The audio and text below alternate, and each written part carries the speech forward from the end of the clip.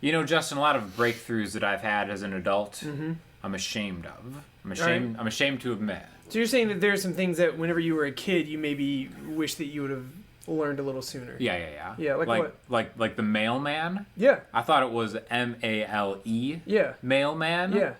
Like he was just like the manliest man. Right. So my whole childhood, I thought I had to be a mailman. Right. But I had no interest in the mail. So that's why you're always like stealing people's parcels and trying to deliver them other places. Bro, it's messed up, you know? Yeah. I thought it was a mailman. Sure. No one told me it was the mail, M-A-I-L, right. the mail Yeah, man. and also that they can be women. Yeah, exactly. They can be male men. My whole world was shook. That was a breakthrough moment when I saw a female male person. Yeah, I think I had a breakthrough moment like that too. Yeah? That a cat person is just Similar. my crazy Aunt Linda. It's not those people from that musical. Oh, it's not like I a thought it Mr. was actually Mistopheles, something like a cat person, sure, you know? that you have to worry about. Yeah. Keep your eye on. Yeah. Like I thought I could be prey, person. you know? No. Just a lonely old lady. Yeah, just got a lot of cats. Well, you know what? There's the same breakthroughs can be had on a guitar, understanding the fretboard. Yep. Now, we made a whole masterclass on this type of stuff. Yeah. And we're going to let you in on some things that really worked as breakthroughs for us in our playing, kind of like, okay, when I figured this out, a lot of stuff made more sense. That's true. So we made a whole class that's on sale right now. Click on the link below. But we're just going to talk about a couple moments that we had. First one is let's talk about the major chord rooted on the A string. Right? As far as bar chords go, kind of probably the most difficult one. Sure, especially if you play it in that way where you lay your ring finger A raised ring finger, right? So let's look at this D major chord right here, rocking out the Music Man, St. Vincent right here. So I'm barring the whole 5th fret. 5A is my root note. There's D. Then we've got the 7th fret on the D string, G string, B string. I'm raising my ring finger up, jamming it into the cold, hard wooden steel of this guitar to get that high note right there, right? Now, I would always force my hand into this position, not really realizing that this is essentially just an A major chord, which is down here with the root note not being an open string. Sure. And again, I'm almost ashamed of how long it took me to even like put that together. But once I realized that, there's a million different things that you could do with this, as far as like maybe like adding like. So like, you know, when you play a major chord like this, like I'll just jam on a C and a D. Okay, so this is technically in the key of G, right? So if I'm gonna play like a C major, I can just go to here, like this, and then I have all this kind of like available at my disposal. Like if this is my chord, 2 frets higher on the D and the G string, that's kind of like a double stop opportunity. And then also too, I can work my way back to the root. So now it becomes this really kind of like symmetrical even thing where I see this as a C major chord, but in my head, this note, this note, this note, this note, this note, this note, and this note all light up. So now when I play C major, I can be like C major.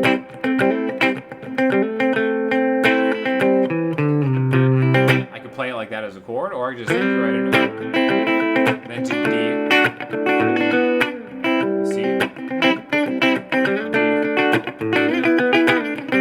And then it's like there's so many different things that you can do once you kind of visualize that major chord in a different way. And that keeps your guitar playing more interesting, you know, if you talk about being like a rhythm bro for your buddy, right? Sure. Who's like playing lead. Yeah. And maybe they're not that great at lead. You can make them sound better by doing things like this. And also, you're right, especially in the context of a band, because like if I'm playing a C major chord, we have a bass player, that bass player can still do his simple bass man thing, where he's just playing the root note. And you're not stepping on that root note, you're just kind of up high. And then again, it makes it look so easy. And I think it's something that like Hendrix did a lot, John Mayer does a lot, or it's almost like you'll see just a bar and everything they're doing is happening underneath a bar. And a lot of times what that bar is the bottom part of an A string rooted major bar chord. Absolutely. Okay? So it's just kind of thinking like, even though I'm playing right here, my mind started here, C, major, chord, inflection, double stops on top of that in a movable way. And what's great about that is that if you, instead of focusing on that root note on the A string, if you did the same exact finger positions and then just added that low A, there you go. Now you have a minor version 7, right, of that's a minor 7. So now you can do the same licks, but now they have a minor context because. So again, yeah, major, minor. Yeah, it's just really, cool. it's a position, and then you kind of see what's available from that position in a really super easy way. Just slap the 5th fret down. Am I in C major or A minor? I'm not telling. What about you, Justin? What's something that maybe you had a breakthrough moment aside from the cat person? Well, I'll tell you what my breakthrough moment was.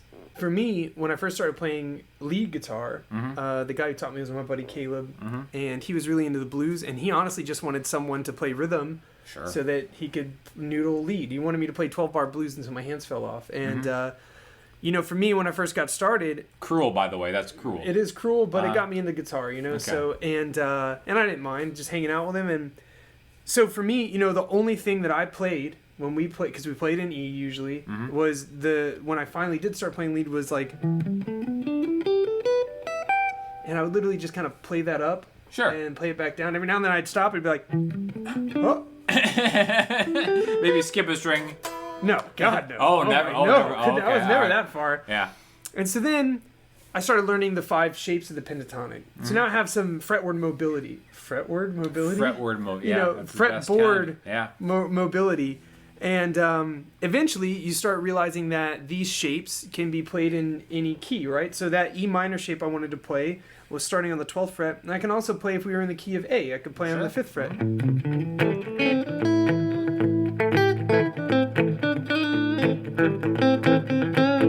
know? So then the big breakthrough for me, with all of this information being said, is that when Caleb would switch chords... I could switch scales. Yep. And this is like the beginning of like modal playing or a little bit of jazz thinking of playing with changes or just keeping your chords interesting, you know? So if Sean's like playing on an E major, right? And I want to do like...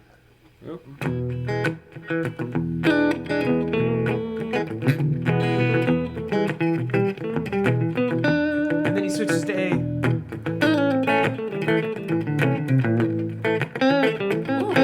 Back to E. Maybe even B.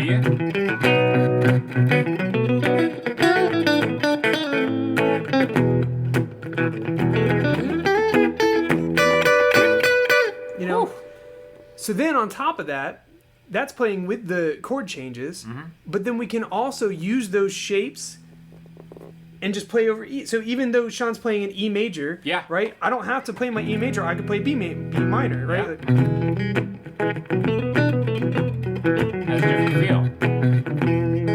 And then if you make sure that you're landing on the root of the chord you're playing, it helps to keep it a little more inside. But now you're introducing new intervals and new textures. So I think that was really helpful because once I started doing that, then I started adding diminished runs or like chromatic runs and like things to make it more interesting. You know? Yeah. And I think that's something that I didn't realize. Like, I understood the minor scale being on the 6 chord. Like, oh, that's where the minor pentatonic scale goes. But really, the beautiful thing about minor pentatonic, any minor chord it works on. In any key that has that as a minor chord. Right, yeah, you're never going to hit a conflicting note. You're never going to hit that note. You're like, so if you start trying to play modally, you might try to play like a mixolydian somewhere and be like, ooh, that note's not supposed to be in that key, you know? But with the like if you just play like E major to A major, and I'm going to play F sharp minor pentatonic. Okay. So you're not even going to have like an F sharp in any of these chords. Right? But if you just play E to A, back and forth, right?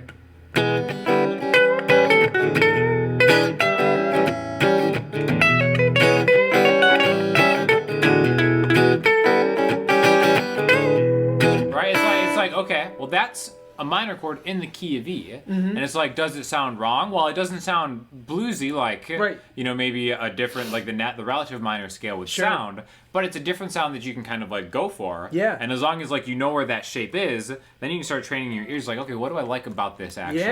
You know, and I think that's kind of like, that was an aha moment for me. Being like, okay, well it doesn't fit in a traditional way, but that doesn't necessarily mean I don't like it. Right, or like what about... you know, one of the things is, so you're playing like A major. So typically in blues, you would actually solo with the minor pentatonic. But you know, you can switch. You can like. Yeah, minor to major, the same thing. you know, and so like bounce back and forth. You can also do that with what Sean just did. You're playing in A major, so you hit that a little run using that F sharp pentatonic shape, and then you go back to your A minor pentatonic, right? So you're dancing between major and minor keys, makes your lead playing sound more interesting. Yeah, you know? and honestly, it's stuff that like conceptually, like the shape and the muscle memory doesn't really change. No, you right? can even use the same licks. Yeah, everybody kind of has that minor pentatonic thing kind of built into their muscle memory because most people learn that first. But then using that in different spots can kind of like really produce some kind of cool textures and sounds. Absolutely, yeah. Kind of like signing up for our masterclass will produce joy in our hearts. It'll help us keep making music. Yeah. And it'll also help you. I think that like a lot of the stuff in there are things that help me understand. Like now this is a roadmap. Like I live here. When you first buy a guitar, it's like moving to a new city. Sure. You know, like some of the main intersections. But if someone's like, oh, do you remember where that old church used to be? It's you got to make a left at the road before the old church, you know, and like those types of things. I get those directions now. I understand them. It's beautiful. You know? Huh? Yeah, you don't have to eat at Applebee's day after day after day just because. Yeah. So anyways, share some of your aha moments with us in the comments. Go sub to my man's channel if you want to see some awesome pedal content. That's right. Maybe even some Emeryld Ryders music. There's Emeryld Ryders stuff. There's a podcast. There's a lot of stuff going on. Oh my gosh, so much. So yeah, thanks for checking out. Talk to y'all soon.